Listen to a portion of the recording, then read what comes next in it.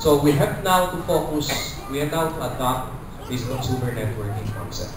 And this is why you can convert your prepaid expense into earnings opportunity.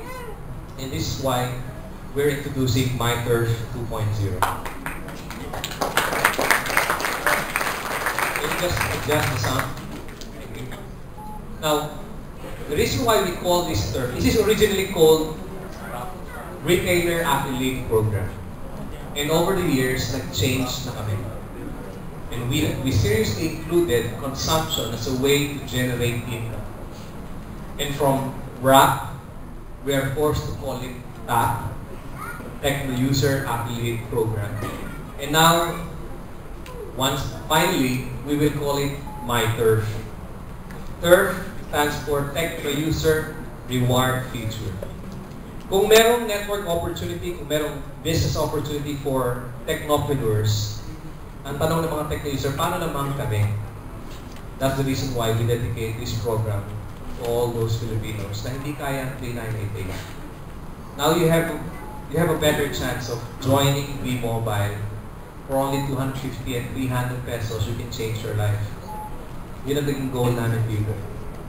Magic 300. Let me ask you something. Whatever happened to the 20 cards in your kit? Nasaan po yung mga yun? You know how much? You know, there are actually millions of tech user cards na hindi pa nakaregister. Ang nangyari ngayon, yung produkto sa halip na yung concept natin ng consumable product, ang naging product ay yung subscription. There's nothing wrong with selling subscription. But if you focus on just selling subscription, after you have reached saturation, where will you get your business? And remember, those who join is not trained or is not focused to use or consume the product. This is why MyTurf 2.0 is for technopreneurs and tech users. Para sa inyong lahat, you're already part of this program. You don't have to pay additional fee. MyTurf 2.0 will work for all of you. Instant po yan. Now, let me start presenting to you MyTurf as if you're new. So MyTurf 2.0 is the latest opportunity offering from V-Mobile, and it focuses on consumption to give you earnings. Okay, consumption, selling of subscription. But of course, subscription sales is always part of it. And it is the lowest barrier to entry cost. So, yung mga kaibigan nyo na pinapower nyo, pupuntahin nyo sa isang presentation, manonood sila ng MyLX 2.0, and they will be convinced, wow, V-Mobile will really change my life like that, and the cost is 3,988. Some of you, baka na-notice yan. Most of you maybe na-notice yan. But some of your friends who are really interested, paglabas ng room nakasibano. They're really sad because they cannot afford 3,988. Right there. So pinasamahan nyo lang loob. Kasi ganda ng opportunity. And you're barking on the wrong tree, 3,988% po pero yung tao, walang 3,988. I'm sure you've encountered that. But of course, some of you, para maging effective sa market, hindi siya nagpo-focus sa mga hindi kayang mag-afford ng 3,988. You're offering it to those who can afford 3,988, of course. Pero what if naubos nyo na lahat yun? This is the second time.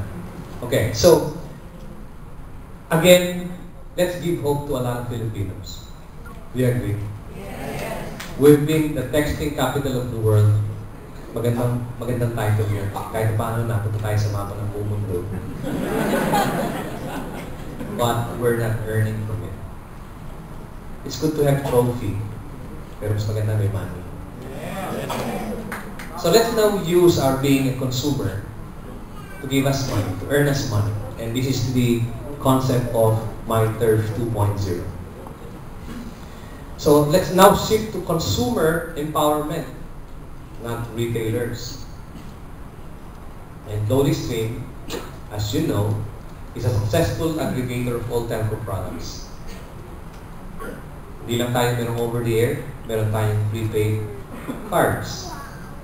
And very soon, Malayan Insurance is joining our product line. For 30 pesos, thank you, you can cover yourself using your phone. I mean, you can protect yourself. Cover is the generic term. Now, for 30 pesos, you'll be para may security na anything unforeseen. May 30,000 ang family. And it's for 30 days. So when I ask you, how much do you love your family? What will be your answer? Magkano? Ang mura din naman mahal yung mga pamilya nyo. 30 pesos. You know, the idea of insurance, non-life, is a good thing. Lahat tayo, we love our family, right? Are you willing to give your life for your family? That's very Filipino. If you're willing to give your life for the family, what more yung 1 peso a day to protect yourself? So that when unforeseen or yung unexpected happens, your family will get something. It's 30 pesos, 30 days. And there's also another denomination, 100. The same 30-day period, pero 50,000 pesos yung coverage. Now imagine if everyone buys, not sell, and you earn commission from it.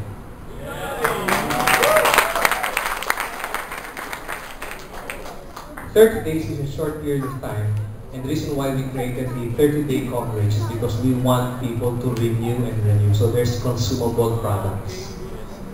Coming into you, may business na paulit-ulit na nangyayari.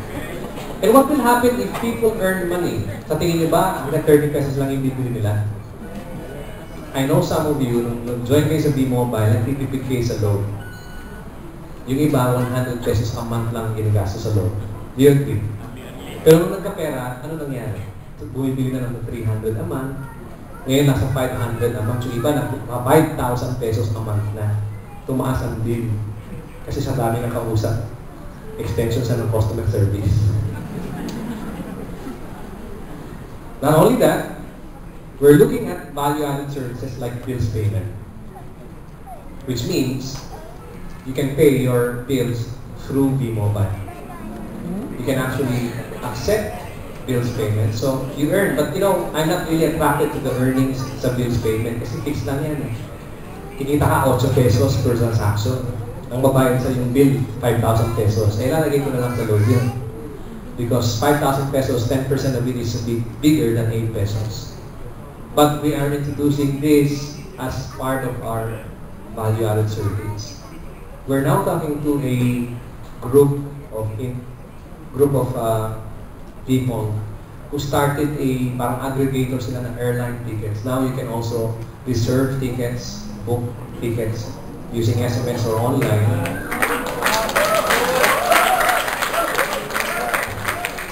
And it will include international flights. Tagal na yan eh. Actually, that concept has been around. Matagal na 2003 pa yan. We thought about SMS, airline ticketing via SMS, and to implement it sa lahat ng airport. However, I think the idea of introducing this as a value-added service is, ito yung time na yan. It has come. And we're also, of course, we're waiting for the other prepaid products that a lot of you are excited. Nakikita ko yung prepaid electricity, pero hindi niyo pa alam kung magkano kikitain natin lahat doon. Of course, that depends on how Mr. Manny Pangilinan will decide on how to load prepaid electricity. Huwag kayo mag-speculate. Pero if ever Smart will be part of the business, kasama na rin tayo. Are you excited about it?